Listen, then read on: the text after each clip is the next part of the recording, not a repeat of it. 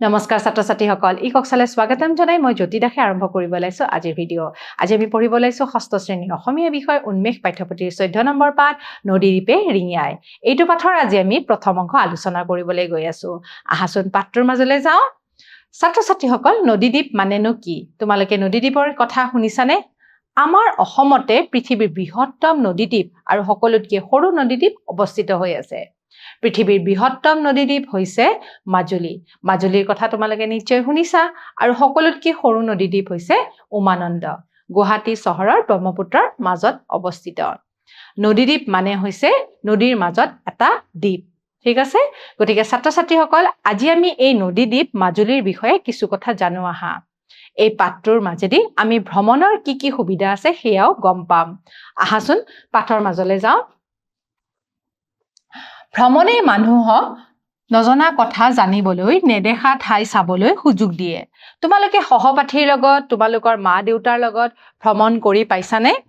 ভ্ৰমণে আমাক কিমান ভাল লগায় হয়নে নহয় ভ্ৰমণে জ্ঞানৰ পৰিসৰ বৃদ্ধি কৰাৰ লগতে আনন্দ লাভ কৰাটো সহায় কৰে গতিকে আমি যেতিয়া ফুৰিবলৈ যাওঁ আমাৰ ভাল লাগে হয়নে নহয় আমাৰ মন ভাল লাগে নদীদ্বীপে ৰিঙিয়াই পাঠটিৰ জৰিয়তে তোমালোকে মাজুলীৰ প্ৰাকৃতিক সৌন্দৰ্যৰ বিষয়ে জানিব পাৰিবা পাঠটিত তোমালোকে প্ৰাকৃতিক সৌন্দৰ্যৰে ভৰপূৰ আন ঠাই ভ্ৰমণ কৰিবলৈকে অনুপ্ৰাণিত কৰিব গতিকে এই নদীদ্বীপ ৰিঙিয়াই পাঠটিৰ জৰিয়তে আমাৰ ভ্ৰমণৰ সুবিধা আৰু মাজুলীৰ প্ৰাকৃতিক সৌন্দৰ্যৰ বিষয়ে আমি জানিম ৰংনিহাং মধ্য ইংৰাজী বিদ্যালয় ষষ্ঠ শ্ৰেণীৰ ছাত্ৰ ছাত্ৰীসকলৰ মনবোৰ আজি উগুল থুগুল কোনখন বিদ্যালয়ৰ কথা কৈছে ৰংনিহাং মধ্য ইংৰাজী বিদ্যালয় আৰু কোনখিনি ছাত্ৰ ছাত্ৰীৰ কথা কৈছে ষষ্ঠ শ্ৰেণীৰ ছাত্ৰ ছাত্ৰী মানে তোমালোকৰ নিচিনা ল'ৰা ছোৱালীৰ কথা কৈছে ষষ্ঠ শ্ৰেণীৰ ছাত্ৰ ছাত্ৰীসকলৰ মনবিলাক আজি উগুল থুগুল হৈ আছে কিয় জানানে হৰেণ হাজৰিকা ছাৰৰ নেতৃত্বত সিহঁত মাজুলীলৈ যাব ক'লে যাব মাজুলীলৈ কাৰ নেতৃত্বত হৰেণ হাজৰিকা ছাৰৰ নেতৃত্বত প্ৰত্যেকেই নিজৰ বয় বস্তু লৈ পুৱাতে বিদ্যালয়ৰ চৌহদত উপস্থিত হ'লহি সিহঁতে মাজুলীলৈ থকাকে যাব গতিকে লগত বয় বস্তু লৈ সিহঁতে পুৱাতে বিদ্যালয়ত উপস্থিত হ'লহি নিৰ্দিষ্ট সময়ত বাছখন আহি পুৱাত লংকিৰাম ৰহাং ছাৰ আৰু ৰূপতালী টেৰাংপি বাইদেউৰ লগত সিহঁত মাজুলীৰ অভিমুখে যাত্ৰা কৰিলে গতিকে সিহঁতে যিখন বাছত যাব সেই বাছখন আহি পোৱাত তাতে কাৰ লগত গ'ল লংকিৰাম ৰহাং ছাৰ আৰু ৰূপতালী টেৰাংপি বাইদেউৰ লগত সিহঁতে মাজুলী অভিমুখে ৰাওনা হ'ল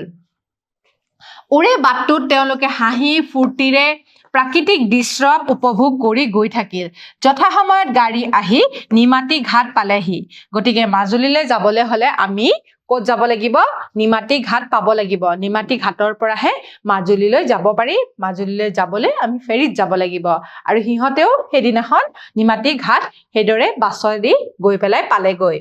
বাটত নামি তেওঁলোকে সন্মুখেৰে বৈ যোৱা বিশাল ব্ৰহ্মপুত্ৰখন দেখিলে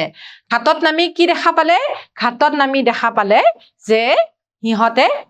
যিখন বিশাল ব্ৰহ্মপুত্ৰ সেই ঘাটৰ পাৰত দেখা পালে ঠিক আছে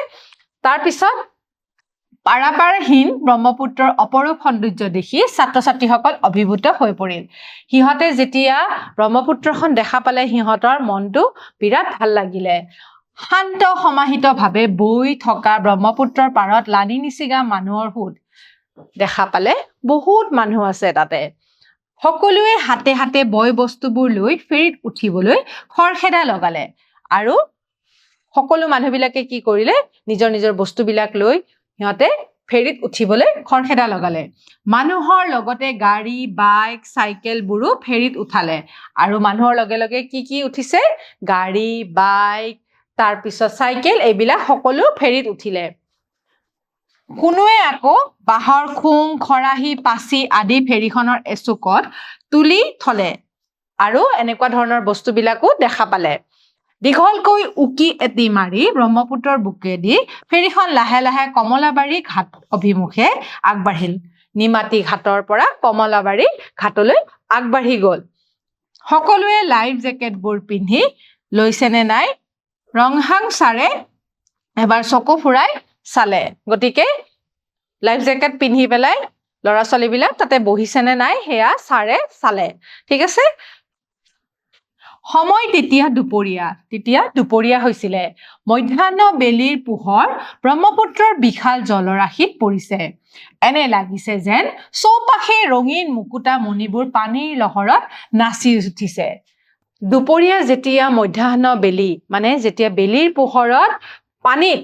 এনেকুৱা লাগিছে যে পানীৰ বিলাক মুকুতা মণি যেন অনুভৱ হৈছে আৰু পানীৰ লহৰত সেই মুকুতা মণিবোৰ নাচি উঠিছে ছাত্ৰ ছাত্ৰীসকলৰ মনত অসীম আনন্দ দুচকুত অপাৰ বিস্ময় ৰাছিংজাই একেথৰে বাহিৰলৈ চাই কলে বাহ কি যে মনোমোহা দৃশ্য ছাত্ৰ ছাত্ৰীসকলৰ মাজত ৰাছিংজাই নামৰ ল'ৰাটোৱে কি কলে জানানে বাহ কি যে মনোমোহা দৃশ্য চকুত জোৰ পৰি গৈছে ৰাছিংজাৰ সুৰতে সুৰ মিলাই ৰূপতালী বাইদেৱে কলে কি কলে জানানে ৰূপতালী বাইদেৱে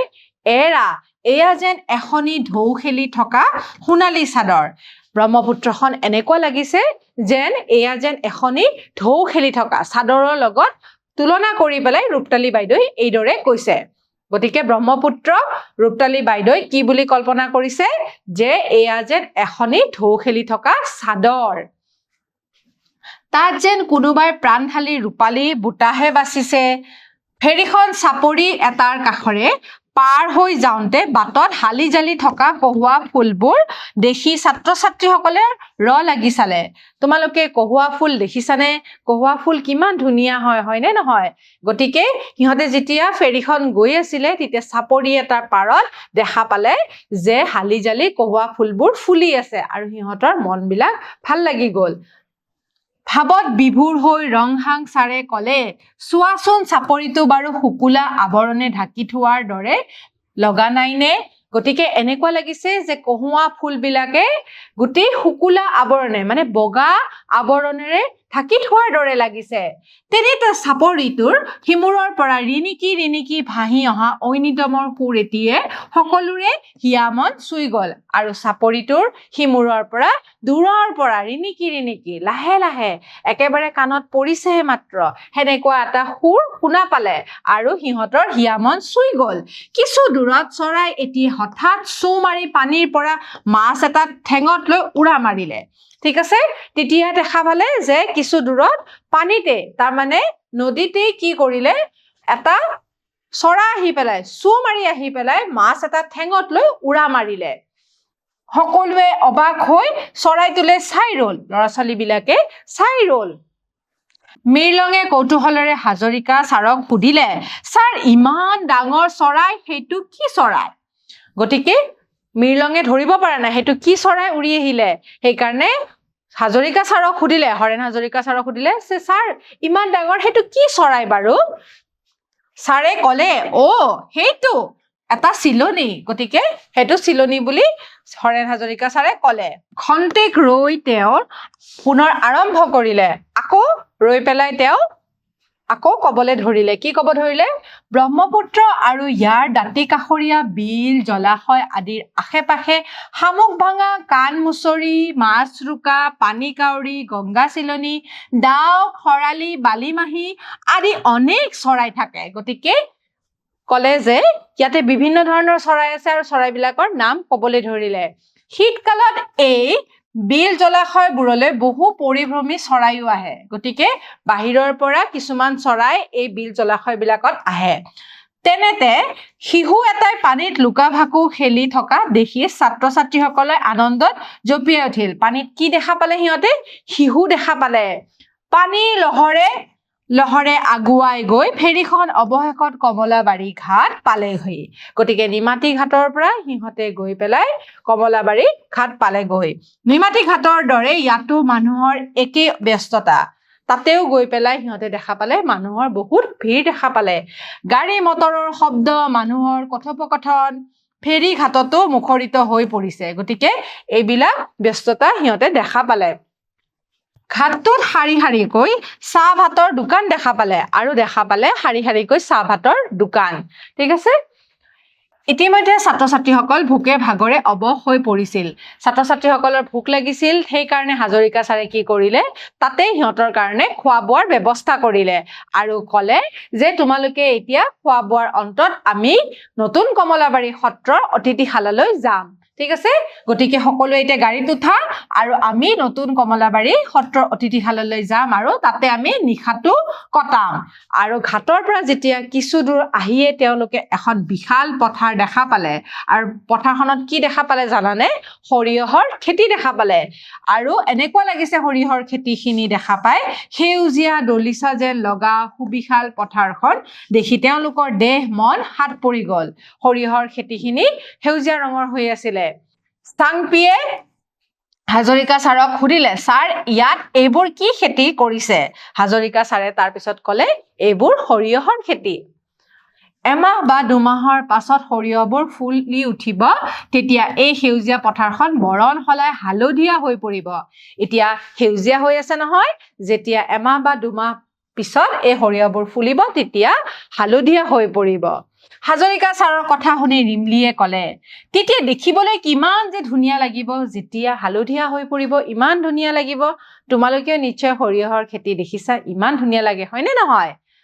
সেই সময়ত পশ্চিমৰ আকাশত ৰঙচুৱা বেলিটোৱে লাহে লাহে ডুব যাবলৈ ধৰিলে বাটৰ কাষে কাষে গাই ডামুৰিবোৰ লৈ গৰখীয়াবোৰে ঘৰমুৱা হৈছে যেতিয়া সন্ধিয়া লাগিল তেতিয়া কি দেখা পালে যে বাটৰ কাষে কাষে গাই ডামুৰিবোৰ লৈ পেলাই গৰখীয়াবিলাকে ঘৰমুৱা হৈছে চৰাইবোৰে জাক পাতি নিজ নিজ বাহলৈ উভতিছে চালে চাই থাকিবলৈ মন যোৱা এক নয়নাভিৰাম দৃশ্য সন্ধিয়া পৰত তেওঁলোক নতুন কমলাবাৰী সত্ৰৰ অতিথি গৃহ পালেহি সকলোৱে হাত ভৰি ধুই চাহ জলপান খালে ঠিক আছে গতিকে সিহঁতে শেষত গৈ পেলাই নতুন কমলাবাৰী সত্ৰৰ অতিথিশালা পালেগৈ ঠিক আছে কিছু সময় জিৰণি লৈ তেওঁলোকে সত্ৰত চলি থকা সন্ধিয়াৰ নাম প্ৰসংগ চাবলৈ ওলাল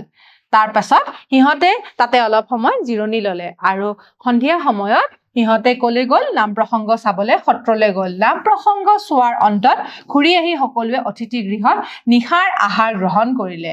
পিছদিনা পুৱাই সিহঁত উত্তৰ কমলাবাৰী সত্ৰলৈ যাব সেয়েহে ৰূপতালী বাইদেৱে সকলোকে পুৱা সোনকালে সাজু হৈ থাকিবলৈ পৰামৰ্শ দিলে গতিকে পিছদিনা সিহঁতে উত্তৰ কমলাবাৰী সত্ৰলৈ যাব সেইকাৰণে ৰূপতালী বাইদেৱে ক'লে যে পুৱা সোনকালে সাজু হবা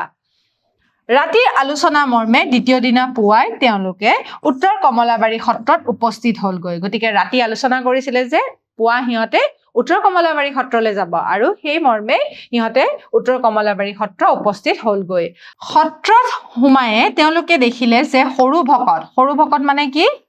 সত্ৰত কিছুমান লৰাই শিক্ষা গ্ৰহণ কৰে আৰু সেই কাৰণে তেখেতসকলক সৰু ভকত বুলি কয় আৰু এই সৰু ভকতে কি কৰি আছিলে বকুল ফুলৰ মালা গাঁঠি আছিলে গতিকে ছাত্ৰ ছাত্ৰীসকল আজি আমি এইখিনি অংশই আলোচনা কৰিলো নিশ্চয় তোমালোকে তেওঁলোকৰ যাত্ৰাটোৰ বিষয়ে বুজি পাইছা তোমালোকৰো চাকে ভাল লাগিছে আৰু তোমালোকেও এইদৰে ভ্ৰমণ কৰিবা বুলি আশা ৰাখিলো তোমালোকে মাজুলীৰ এই প্ৰাকৃতিক সৌন্দৰ্যৰ বিষয়ে শুনি পেলাই নিশ্চয় ভাল পাইছা তোমালোকে নিশ্চয় কল্পনা কৰিব পাৰিছা কিমান মনোমোহা হ'ব পাৰে এতিয়া আমি ইয়াৰে পৰা দুটামান প্ৰশ্ন চাওঁ আহা ছাত্ৰ ছাত্ৰীসকল ক'ত ভ্ৰমণলৈ গৈছিল দুটা আমাক ইয়াতে বিকল্প দিয়া হৈছে যোৰহাট আৰু মাজুলী কোনটো হ'ব শুদ্ধ উত্তৰ ক'ব পাৰিবানে ইহঁতে গৈছিলে যোৰহাট নে নহয় মাজুলী হয়নে তাৰ পিছৰটো চোৱাচোন মাজুলী এটা কি মাজুলী এটা হৈছে নদী দ্বীপ